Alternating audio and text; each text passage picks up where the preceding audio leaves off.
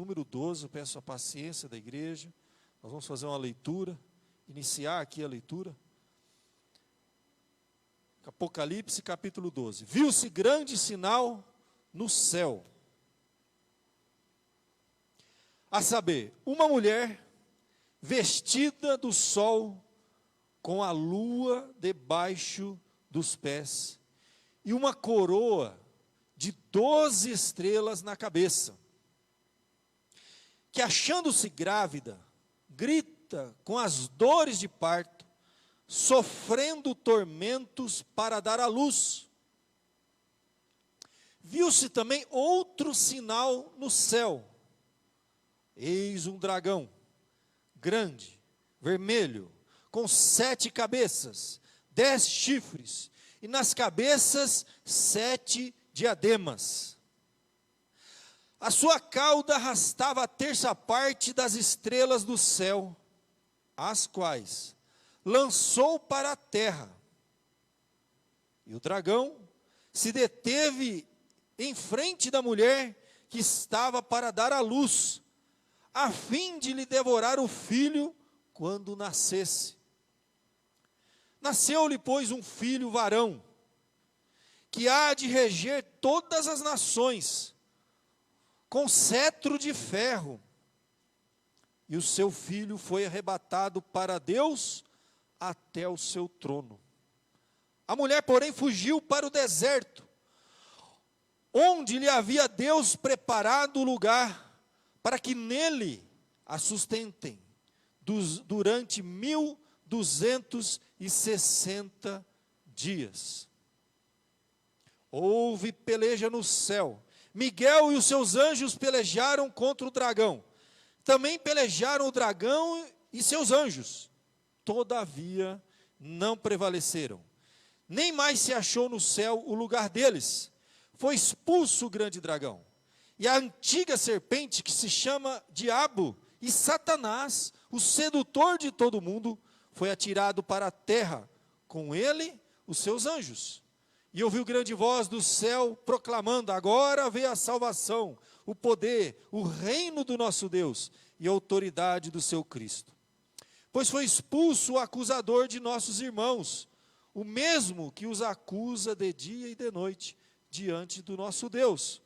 Eles, pois, o venceram por causa do sangue do Cordeiro e por causa da palavra do testemunho que deram. E mesmo em face da morte, não amaram a própria vida. Por isso festejai, ó céus, e vós os que neles habitais, ai da terra e do mar, pois o diabo desceu até vós, cheio de grande cólera, sabendo que pouco tempo lhe resta. Quando, pois, o dragão se viu atirado para a terra, perseguiu a mulher, que dera à luz ao filho varão. E foram dadas à mulher 2 asas da grande águia, para que voasse até ao deserto, ao seu lugar, e aí, onde é sustentada durante um tempo, tempos e metade de um tempo, fora da vista da serpente. Então a serpente arrojou da sua boca, atrás da mulher, água como um rio, a fim de fazer com que ela fosse arrebatada pelo rio. A terra, porém, socorreu a mulher. A terra abriu a boca e engoliu o rio, que o dragão tinha arrojado de sua boca. Irou-se o dragão contra a mulher, e foi pelejar com os restantes da sua descendência, os que guardam os mandamentos de Deus e têm o testemunho de Jesus, e pôs-se em pé sobre a areia do mar. Até aqui, meus irmãos, capítulo 12. Eu vou pedir para o pessoal da mídia, se puder aumentar um pouquinho, que eu consigo controlar a minha voz, né? O tom, às vezes eu estou falando tão alto aqui, eu não sei como é que está lá na internet, a gente tem ajuda bastante na homilética. Vamos lá. Vamos orar, pedir a bênção de Deus, que esse aqui é um novo capítulo, que começa uma nova etapa aqui no livro de Apocalipse, um dos capítulos mais importantes de Apocalipse, que você tem um resumo de toda a saga, de todos os eventos que cercam, né, em que a igreja está inserida no centro de tudo isso, de acordo com os planos e os propósitos de Deus. Oremos. Senhor, eu te louvo, ó Pai, pela tua palavra,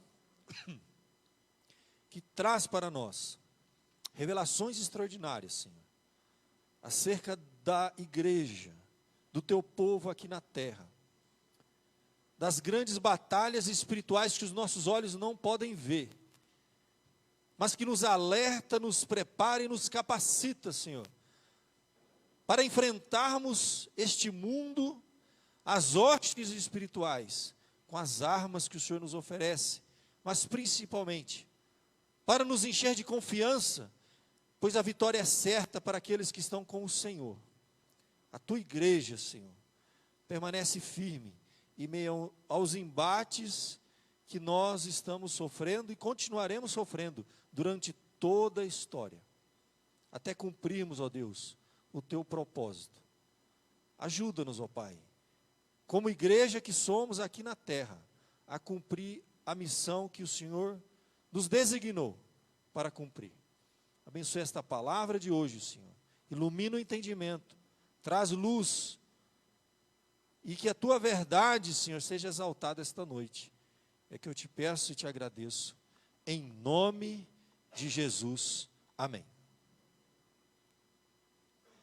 Muito bem, meus irmãos. Como eu disse para os irmãos, nós estamos no livro de Apocalipse, que ele tem toda uma saga, né, os eventos históricos, desde a época mais remota. O capítulo começo você vai ver que tem, nos remete para o momento lá em Gênesis, na queda do homem no jardim, até o fim dos tempos.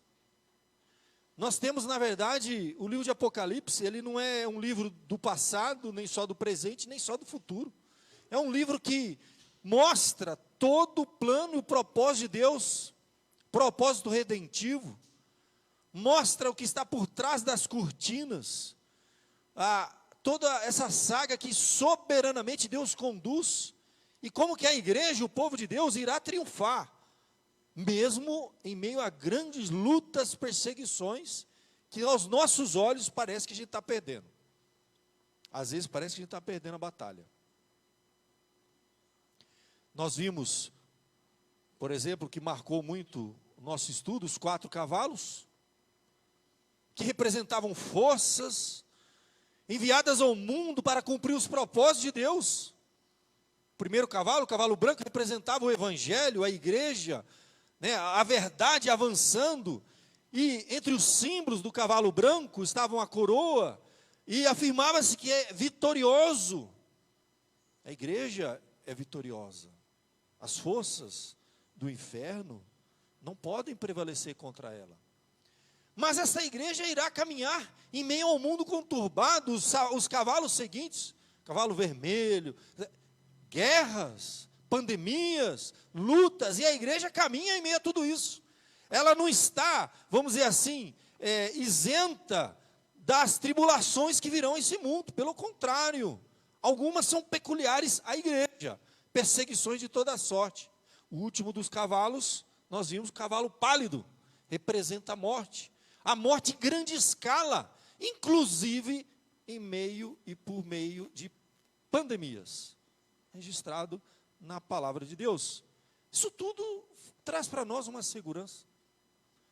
Nenhuma novidade que o mundo está passando hoje, Deus já de antemão nos preparou para isso. Quem sabe a gente já devia estar estudando mais Apocalipse, para quando viesse, a gente não ia ter surpresa nenhuma. Finalmente, aquilo que o pastor dizia tanto que iria acontecer, está acontecendo. Porque a gente viu que a igreja, muitos ficaram assustados, mas que é isso e agora? O que será de nós, gente? O que está acontecendo? Deus perdeu o controle? De modo algum, gente. Tudo se cumprindo, letra por letra, palavra por palavra, das profecias bíblicas. Vimos depois as trombetas, representando eventos no mundo, gente. Grandes lutas, embates, fechamos com a 7ª trombeta. Juízo parcial de Deus vindo sobre esse mundo. A palavra de Deus dizendo que se não fosse por causa dos eleitos, Deus abreviou períodos mais conturbados por causa dos eleitos. Fecha o capítulo de número 11. E agora, João na ilha de Pátimos, que tem esta revelação, primeira palavra Apocalipse, revelação de Deus. Agora ele vai ter um grande sinal. Interessante a expressão aqui, grande sinal, mas mais do que está tendo já, né? É cavalo, é trombeta, é coisa. Agora ele está tendo um sinal muito especial. É um novo bloco que nós temos, né? Dividindo o livro no meio. Capítulo 12. João, exilado na ilha de Patmos, recebe essa revelação. E aqui você tem toda uma saga cósmica, a gente pode dizer assim, do mundo, do universo. Em aspectos espirituais, batalha no céu e na terra, resumida num capítulo. Alguns dizem que esse capítulo resume todo o livro e toda a história do povo de Deus está aqui. Nesse primeiro grande sinal, é visto uma mulher vestida com sol, a lua debaixo dos pés, uma coroa de 12 estrelas na cabeça, e ela se achava grávida, gritava com dores de parto, sofrendo tormentas para dar à luz. A gente vê na história muitas interpretações equivocadas. Alguns dizem que é a Virgem Maria. Virgem Maria, mãe de Jesus. Alguns falam, não, é o povo do Antigo Testamento. 12 estrelas representam as 12 tribos. Um estudo mais, vamos dizer assim, integral da revelação de Apocalipse e os demais livros da Bíblia. Você tem aqui claramente o povo de Deus, da antiga e nova aliança, coerente com os 11 capítulos anteriores, que quando falava do povo de Deus, não referia-se apenas a um pequeno grupo, ou da antiga ou da nova aliança, não, representado o povo de Deus. Como uma mulher grávida que daria à luz a um ser muito importante, importante o bastante para um outro ser fazer de tudo para destruí-lo. Como se ele fosse a última esperança. E aqui, meus queridos, sabemos que o ser que ela irá trazer à luz nesse mundo foi profetizado lá em Gênesis capítulo 3, verso de número 15, quando você tem aquele embate do próprio Satanás com a humanidade, representado por Adão e Eva, e ali é feita uma promessa para a mulher, que representa o povo, a humanidade. É dito que da descendência de Eva viria uma pessoa que iria nascer da descendência de Eva, que iria pisar na cabeça de Satanás. E que esse Satanás iria perseguir, pegar o calcanhar da descendência de Eva. Farei inimizade entre ti e a mulher, entre o teu descendente e o descendente. Está lá, claro, Gênesis 3,15, que chamamos de proto-evangelho, o primeiro anúncio do nascimento de Cristo. Ou seja, da própria humanidade, do povo de Deus, nasceria o Salvador, e ele seria perseguido. Ele é que iria pisar na cabeça de Satanás, o dragão, a serpente, nomes usados para representar o próprio inimigo espiritual que nós temos. Então, claramente, aqui a mulher é o povo de Deus. A promessa é que Jesus, o Filho de Deus, o Salvador, como diz o texto sagrado, queria reger todas as nações com cetro de ferro. Viria do próprio povo de Deus. Na antiga aliança, judeus, que seria descendente. E contrapartida, verso 3 começa a falar de um outro grande sinal no céu também. Um dragão, grande, vermelho, com 7 cabeças, 10 chifres, e nas cabeças 7 diademas. A sua cauda arrastava a terça parte das estrelas do céu, as quais lançou para a terra. E o dragão se deteve em frente à mulher que estava para dar à luz, a fim de devorar o filho quando nascesse. Olha aqui a saga. Profecia, Gênesis 3,15, inimizade entre a mulher e a serpente. O dragão claramente representa Satanás. O próprio texto vai depois dar a interpretação quando ele diz aqui que foi expulso o grande dragão, a antiga serpente, verso de número 9 lá, que se chama o diabo, Satanás, o sedutor de todo mundo. São expressões que revelam o caráter desse inimigo espiritual. E aqui, meus queridos, diz que com a sua cauda ele arrasta a terça parte das estrelas. Depois é dito que junto com ele haviam anjos nesta batalha. Então, claramente aqui o dragão representa o diabo, e com a sua cauda ele arrasta a terça parte, como nós sabemos, são os anjos. Porque o diabo era como que um arcanjo, e que tinha uma legião, legiões, milhares de anjos, que caíram junto com ele, que se voltaram contra Deus, e junto com ele a terça parte. E aqui então você tem esse embate, vamos dizer assim. Satanás perseguindo o povo de Deus, com o intuito de destruir, primeiramente, o enviado, e não o podendo, irá perseguir o povo até o fim. Verso 5, então, o nascimento. Nasceu-lhe, pois, um filho varão, queria reger todas as nações com cetro de ferro, e o seu filho foi arrebatado para Deus até o seu trono. A mulher, porém, fugiu para o deserto, onde lhe havia Deus preparado lugar para que nele a sustentem durante 1260 dias. Número também simbólico, quem vem acompanhando o estudo do Apocalipse, não se atenha a detalhes numéricos, numerologia, você vai se enrolar. São números representativos, um grande, longo período de tempo que nós não sabemos.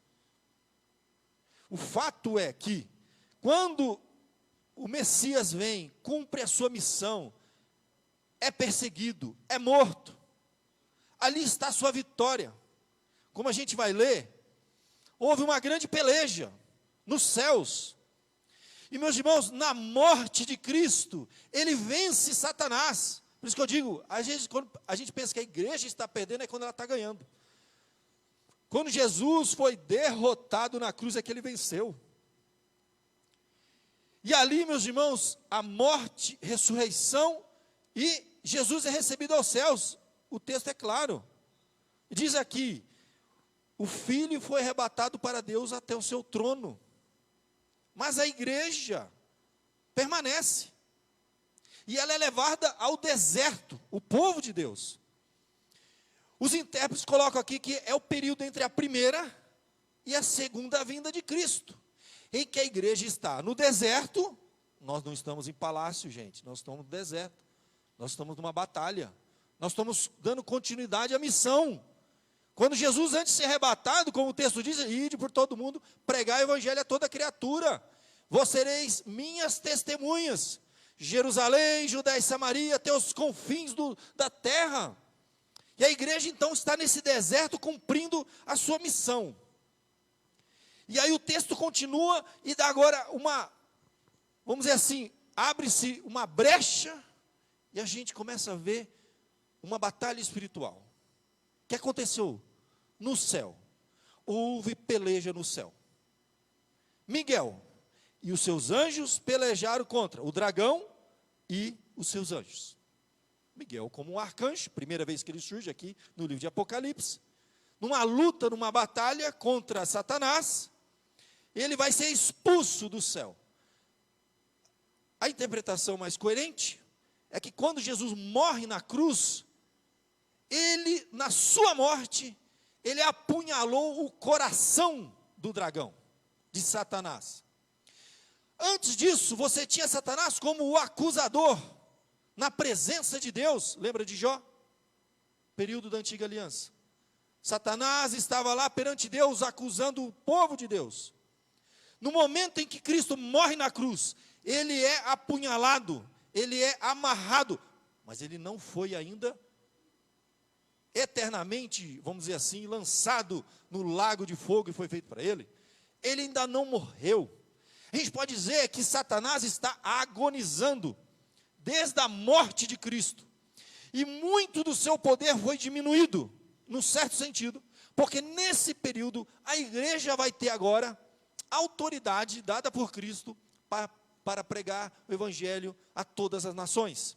Entre a primeira e a segunda vinda de Cristo, quando ele morre na cruz, Satanás é despojado. O conceito bíblico de despojar é tirar das suas armas, o seu poder.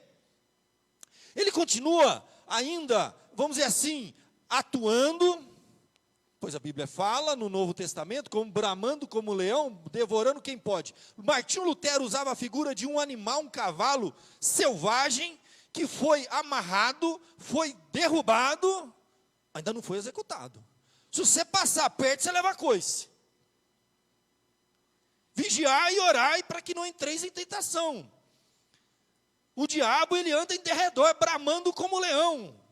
Ele ainda está vivo, agonizando, aguardando o juízo final, mas ainda está aqui e atuando.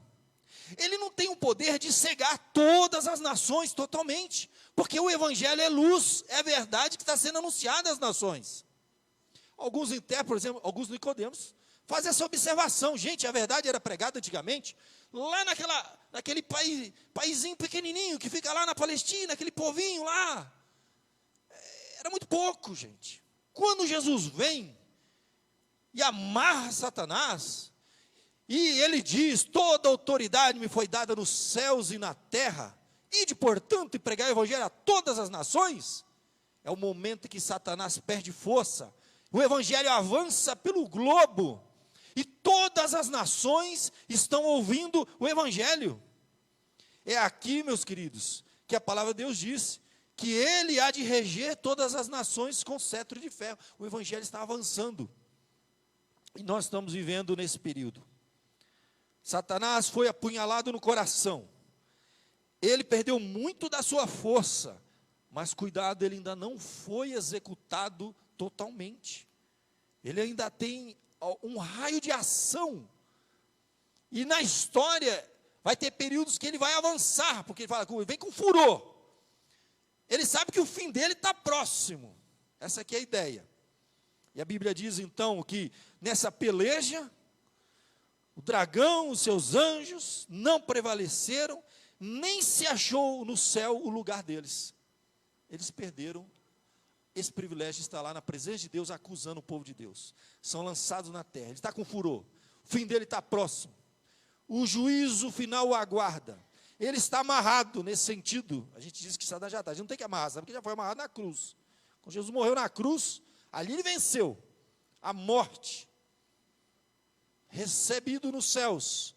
mas a igreja está na terra, e Jesus intercede pela igreja, para que ela cumpra essa missão, e a grande batalha da igreja na terra, não é contra governantes, gente, não é contra homens, é o que Paulo diz, nossa luta não é contra o sangue, nem contra a carne, mas contra forças espirituais do mal.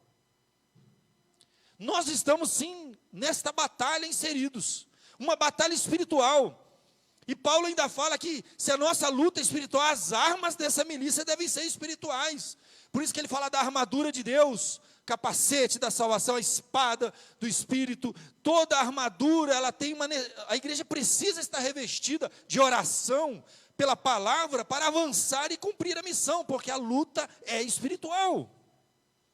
Preguei domingo passado, do semeador que saiu a semear, e a gente sempre olha para essa ideia, pensando, estou evangelizando, e tem gente que não está ouvindo, a gente esquece, que a semente que cai no caminho, quem come a semente é uma ave, no simbolismo da parábola, Jesus explica que depois ela é o diabo, ou seja, a primeira luta é de ordem espiritual, pregar o evangelho é uma batalha espiritual, perseverar nos caminhos de Deus, primeiramente a luta espiritual, depois vem outras lutas de ordem material, vamos dizer assim, uma é de privação, é quando falta, e a outra, sufoca, é o excesso de coisas nessa vida, são coisas materiais, são provações e dificuldades que a gente enfrenta, que faz de tudo para nos afastar, nos esfriar,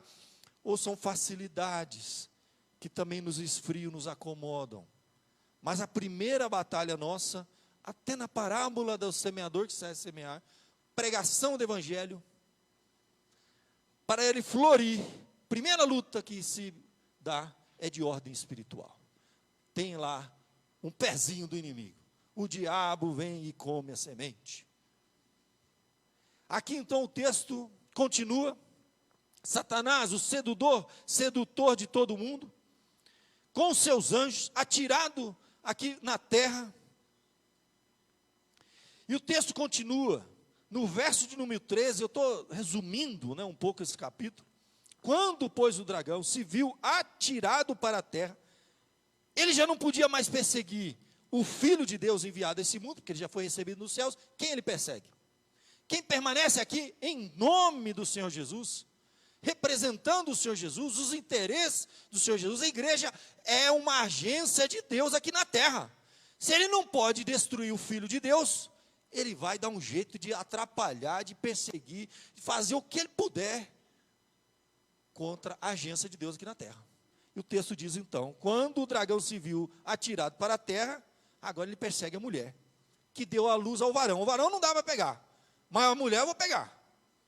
E ele começa, de toda forma, de toda sorte, em todos os tempos, Satanás persegue o povo de Deus, com falsos profetas, desviando o foco, esfriando. Não é só nos privando de facilidades, às vezes é dando facilidade demais. Ele que conhece o coração do homem e sabe das nossas necessidades mais profundas, porque ele é astuto. Há milhares de anos ele estuda a natureza humana, os nossos desejos, nossas motivações, ele sabe aonde chegar em cada um. E a Bíblia ainda diz que ele é oportunista. Você lembra das tentações de Jesus no deserto? Tentou Jesus, viu que não dava. A Bíblia diz que ele recua até momento oportuno, ele é oportunista. E ele está aqui então, tentando, perseguindo. Mas Satanás não terá vitória completa sobre a igreja. O verso de número 14 diz, foram dadas à mulher 2 asas da grande águia. Deus preserva a igreja aqui nesta batalha.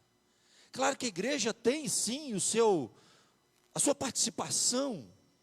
Nós devemos usar a armadura, os instrumentos que Deus nos deu, vigiar e orar. A igreja participa de todo o processo, mas é claro, é evidente no texto sagrado, que Deus está ali protegendo, e as portas do inferno não prevalecerão sobre a igreja. Pois a Bíblia diz que foi dada asas, como de águia, para que ela voasse até o deserto, ao seu lugar. Aí onde ela é sustentada durante um tempo, tempos e metade de um tempo, que nós não sabemos que tempo é esse. Ninguém sabe. É simbólico. A igreja sendo preservada aqui nesse mundo, para cumprir a sua missão. Ali então o texto sagrado diz que Satanás não desiste nessa perseguição contra a igreja. Verso 15 diz, a serpente arrojou da sua boca, atrás da mulher, água como um rio, a fim de fazer com que ela fosse arrebatada pelo rio. Então você vê essa batalha constante de Satanás contra o povo de Deus, perseguindo o povo de Deus, dificultando, desviando o foco, trazendo intriga, divisão na igreja, de toda sorte, ou perseguição literal, física, cristãos sendo mortos, perseguidos, mas a igreja vai permanecendo, cumprindo a missão. Muitos são abatidos, levados para a presença de Deus, e a igreja cumprindo a missão. Às vezes igrejas inteiras esfriam, o remanescente fiel permanece, o evangelho cresce de novo, a luta, a batalha é diária, é constante, suor, lágrimas, estamos lá, e sangue derramado pelo evangelho. A terra, porém, socorreu a mulher, e a terra abriu a boca e engoliu o rio que o dragão tinha arrojado de sua boca. Toda essa luta do dragão contra a mulher que representa aqui a igreja. E no fim ainda diz assim, que o dragão irou-se contra a mulher, e foi pelejar com os restantes da sua descendência, os que guardam os mandamentos de Deus, e têm o testemunho de Jesus, e se pôs em pé sobre a areia do mar. Até o fim, gente, até o último dia de luta aqui na terra, nós podemos ter certeza, aqui não é lugar de descanso, gente. É lugar de peleja. O texto deixa claro do início ao fim que existe uma peleja. Uma luta espiritual que a Bíblia em vários outros textos nos alerta. Nossa luta não é contra o sangue, nem contra a carne, mas contra forças espirituais do mal. Isso é um desafio para nós, abrir os nossos olhos, os olhos do nosso entendimento, e olhar o que está por trás dos sofismas, das questões, das filosofias desse mundo. Existe uma mão invisível desse dragão vermelho tentando nos iludir.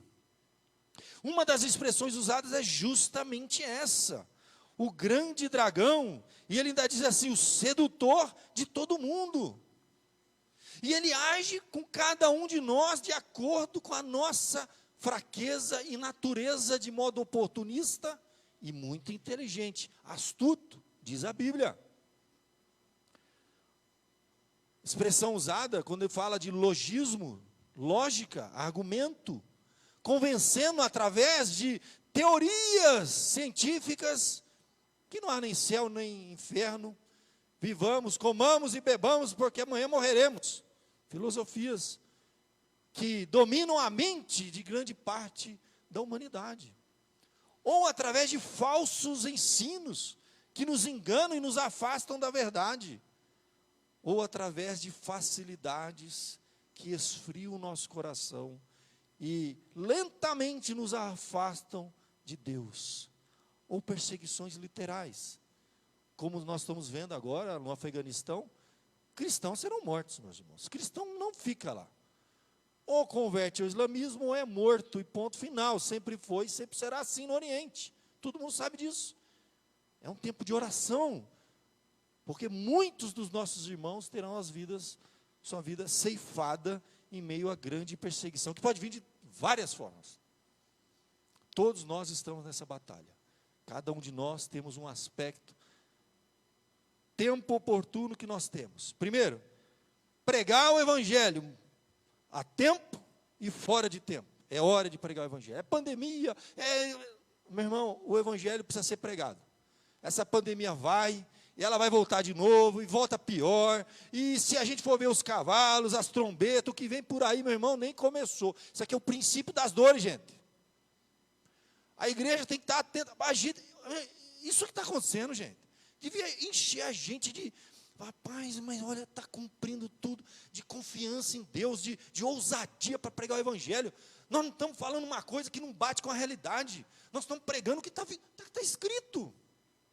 A igreja devia ter a ousadia nessa hora, e levantar a voz em nome de Deus, pregando a verdade, o Evangelho a todas as nações, mais do que nunca, porque o fim está mais próximo a cada dia. Alguém tem dúvida disso? Não estou aqui dizendo que vai acabar amanhã, não estou dando data, mas quando a gente vê os 4 cavalos, o último é pandemia, gente. Cavalo pálido, palidez, cavalo amarelo, representando a morte, que muitas, milhares de almas seriam ceifadas em pouquíssimo tempo. O Brasil já passou de 500 mil. Isso nos assusta? De certo modo, sim, mas deve nos encher de uma ousadia, de uma convicção inabalável, que nós estamos do lado da verdade, do lado de Deus. A grande questão é essa.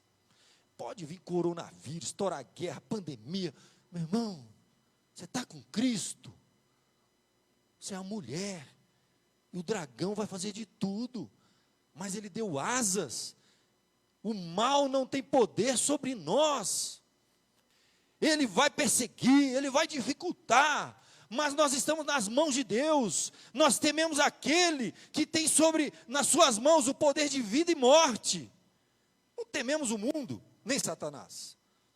Quanto ao diabo, a Bíblia diz, resisti ao diabo, e ele fugirá de vós. Não tenho medo do inimigo, eu temo a Deus, e me preparo para essa luta real, diária, constante, que todos nós estamos, querendo ou não, gostando ou não, você está numa batalha, meu irmão. Lembra disso amanhã quando você acordar, e levantar da cama. mais um dia de batalha. De inimigos ferozes que tentarão de tudo para desviar o meu foco. Farão de tudo para eu não testemunhar o evangelho onde eu tenho que testemunhar. Farão de tudo para esfriar o meu coração nas coisas de Deus. Às vezes com facilidades que me afastam de Deus, às vezes com dificuldades que me fazem blasfemar e me amargar e esquecer que eu estou no deserto, cumprindo uma missão. Sou um soldado de Cristo, arregimentado, e como diz Paulo, quem é chamado não se perde com as coisas desse mundo. Não quer dizer que ele não tem os nossos deveres aqui, quer dizer que isso não é o fim, é o meio.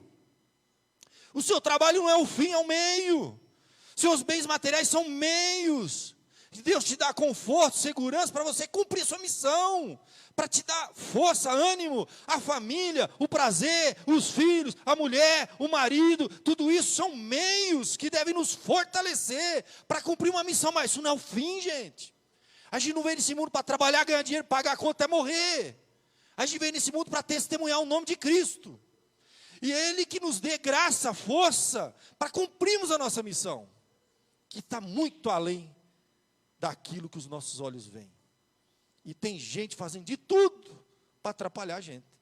Fazer a gente até esquecer que a gente está numa batalha. Levanta de manhã e ora a Deus, Senhor, mais um dia de batalha. Pensa que você está numa guerra. Pega a arma e te prepara. Ah, pastor, aconteceu isso. Novidade? Só isso aconteceu? Mas olha que a minha família está passando por isso no trabalho, estou tendo dificuldade no seu. Meu irmão, nós estamos na guerra.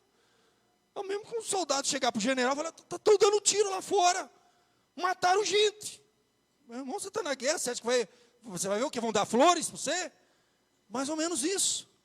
O cristão passa por problemas. Novidade. Você veio aqui para enfrentar a luta, meu irmão. Você está com a espada na mão, com o escudo, o capacete está firme aí na cabeça, te prepara que bala vem. Estamos aqui para isso. E olha que o nosso lugarzinho que a gente está aqui no Brasil